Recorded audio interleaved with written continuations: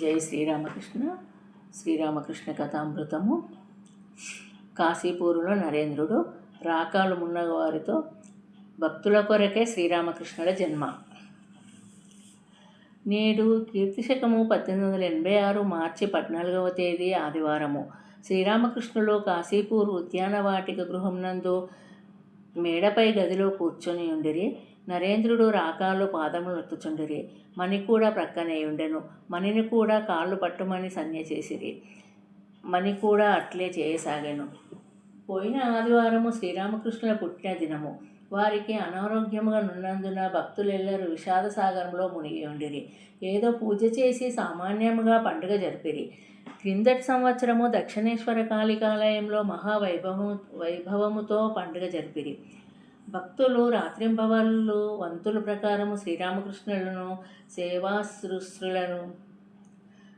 సేవాశ్రుషలు చేయుచున్నారు. మాతృ శ్రీ శారదాదేవి కూడా అచ్చడనే నివసించుచు వారి పథ్యపానాదులు చూచుకొనుచు సేవ చేయుచుండెను. నరేంద్రుడు, రాకాలు, నిరంజనుడు, శశి, శరత్, బాబురాం, యోగేన్, కాళీ, లాటు మున్నగు బాలభక్తులు ఇల్లు వాకిళ్ళు మరిచిపోయి అచ్చటని నివసించుచుండిరి. తారక్, సిదీర్, గోపాలుడు, చిన్న గోపాలుడు కూడా వచ్చి చేరిరి. గృహస్థులైన భక్తులు ప్రతిరోజు వచ్చి వారి చికిత్సకు తగ్గ ఏర్పాట్లు చేసేటివారు. అవసరమైనచో రాత్రుళ్ళు కూడా అచ్చటనే గడిపేవారు. వారి సేవా శుశ్రూషలు కెట్టి లోటు రాకుండా కంటికి రెప్పవలే కాపాడుచుండిరి. శ్రీరామకృష్ణులు నేడు చాలా ఆరోగ్యంగా నుండిరి. నడిరేయి పాల్గొన శుద్ధ నవమి అందుచే నిండు వెన్నెల తోటను అలంకరింపచేసెను. వసంత వాయువులు వీచుచుండెను. తీగలు వృక్షములు ఆనందంతో తలలూపుచుండెను. కానీ భక్తుల హృదయంలో నది ఆనందము కలిగించలేదాయే. శ్రీరామకృష్ణులకు నిద్ర పట్టుటలేదు. ఎప్పుడేమి అవసరము కలుగునోయని ఒకరిద్దరు భక్తులు ప్రక్కనే నిశ్శబ్దంగా కూర్చొని ఉండిరి. ఒక్కొక్కసారి చిన్న కునుకు వచ్చుచుండెను. నిద్రించుచున్నట్లు తోచును. కానీ అది నిద్రయా లేక మహాయోగమా? యస్మిన్ స్థితోన దుఃఖేన గురానపి విచాల్యతే. ఇదేనా ఆ యోగస్థితి? యస్మిన్ స్థితో న దుఃఖేన గురానాపి విచాల్యతే. ఇదేనా ఆ యోగస్థితి? మాస్టారు ప్రక్కనే ఉండెను. శ్రీరామకృష్ణులు తమ దగ్గరకు రమ్మని సంజ్ఞ చేసిరి. వారి బాధ చూచుచున్న రాళ్ళు కూడా కరిగిపోవును. క్షీణమైన గొంతుతో చాలా మెల్లగా నిట్లనిరి. మీరు ఏడ్చెదరను భయము వలన నేనింత బాధను అనుభవించుచున్నాను.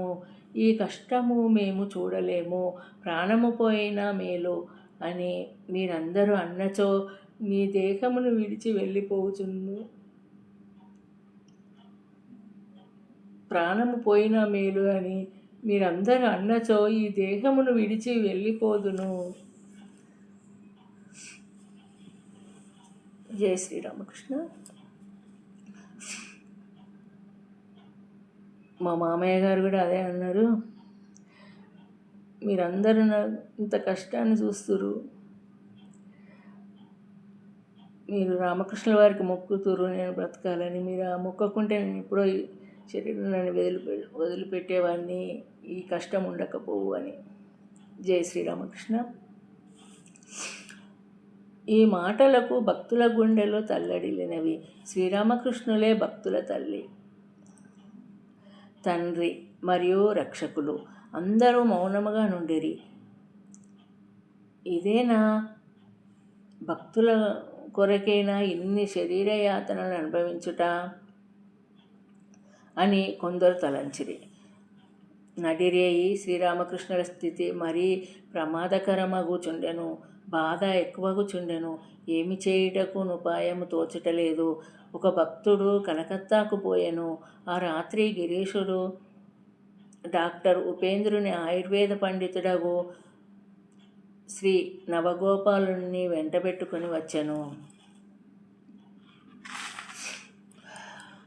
డాక్టర్ ప్రక్కనే కూర్చొని ఉండెను. కొంచెము తెప్పరిల్లిన పిదప శ్రీరామకృష్ణులు సుస్థి దేహమునకు మాత్రమే, అది దాని స్వభావము, పంచభూతముల కలయిక దేహము అనిరి. గిరీషుని వైపు చూచుచూ పెక్కు ఈశ్వర దర్శనముల గాంచుచున్నాను. గిరీషుని వైపు చూచుచూ పెక్కు ఈశ్వర దర్శనములు గాంచుచున్నాను. వాటిలో ఈ రూపము తమ దేహమును చూపుచు కూడా చూచుచున్నాను. వాటిలో ఈ రూపమును కూడా చూచుచున్నాను. సమాధి స్థితి. మరునాడు కీర్తిశకం 1886 మార్చి 15వ తేదీ సోమవారము ఉదయము సుమారు 8 గంటల వేళ శ్రీరామకృష్ణులు మెల్లమెల్లగా కోలుకొనుచుండిరి. నరేంద్రుడు, రాకాలు, మాస్టర్ లాటు, సింధి, గోపాలుడు ప్రక్కననే ఉండిరి. శ్రీరామకృష్ణులు సంజ్ఞలతో మాట్లాడుచుండిరి. భక్తులు మౌనముగా నుండిరి. గత రాత్రి ఏ విధముగా గడిచెనో శ్రీరామకృష్ణుల పరిస్థితి తలంచుచు విషాదభరిత హృదయములతో కూర్చొనియుండిరి. శ్రీరామకృష్ణుల దర్శనము, ఈశ్వరుడు, జీవులు, జగము. శ్రీరామకృష్ణులు మాస్టర్ వైపు చూచుచు భక్తులతో, నేనేమి చూచుచున్నానో చెప్పనా? అతడే సర్వమునై ఉన్నాడు. మనస్సులు తదితర జీవులన్నీయు తోలుబొమ్మలు. అతడే లోనుండి చేతులను కాళ్ళను ఆడించుచున్నాడు. చాలా కాలము క్రితము ఇల్లు, తోటలు, మనస్సులు, వీధులు, జంతువులు అన్నీయు లక్కతో తయారైనట్లుగా గాంచితిని. అన్నీయు ఒకే పదార్థంతో చేయబడినవి. భగవంతుడే బలిస్తంభము, బలిచేయువాడు, బలిపశువు, అన్నీయు భగవంతునిగా గాంచుచున్నాను. ఈ మాటను చెప్పుచు ఆహా అని వారు సమాధి స్థితి నందిరి. జీవుల దుఃఖము చూచి ఓర్వలేక మానవ శరీరము ధరించి వచ్చి జీవుల మేలు కొరకే తమ శరీరమును బలి ఇచ్చుచున్నారా ఏమి? శ్రీరామకృష్ణులు గాఢ సమాధి స్థితిలో నుండిరి. బాహ్య స్పృహ లేదు. భక్తులు కర్తవ్యత విమూఢులై కూర్చొనియుండిరి. కొంతసేపైన తర్వాత కొద్దిగా తేరుకొని, నాకిప్పుడే బాధ లేదు, మునుపటిలాగే ఉన్నాను అనిరి. సుఖదుఖములకు అతీతమైన శ్రీరామకృష్ణులు ఈ స్థితిని చూచిన భక్తులు ఆశ్చర్యపడిరి. లాటు వైపు చూచి, అదిగో లాటు తల మీద చెయ్యి పెట్టుకొని కూర్చొని ఉన్నాడు. ఈశ్వరుడే తలపై చెయ్యి పెట్టుకొని కూర్చొని ఉన్నట్లు చూచుచున్నాను అనిరి. శ్రీరామకృష్ణుల భక్తుల వైపు చూచుచుండిరి. ఆ చూపులో వాత్సల్యరసము ప్రవహించుచుండెను. పసిపాపలా బుగ్గలు పట్టుకొని గారాబముగా నాడించినట్లే శ్రీరామకృష్ణులు రాకాల్, నరేంద్రులను స్నేహముతో నాదరించుచుండిరి. లీలా సమాప్తి ఎందుకు?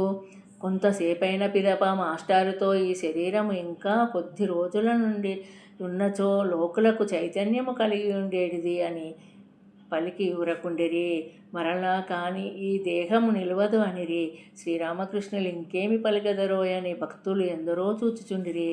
శ్రీరామకృష్ణులు మరలా ఇట్లనిరి, ఈ దేహము నిలవబోదు, ఇది ఈశ్వరేచ్ఛ.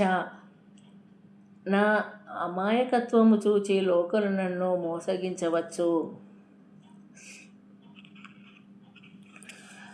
అమాయకత్వంచో లోకులడిగినదంతయు నేనిచ్చివేయవచ్చు. ఈ కలియుగమునందు లోకులకు జపతపములందు సుముఖత లేదు.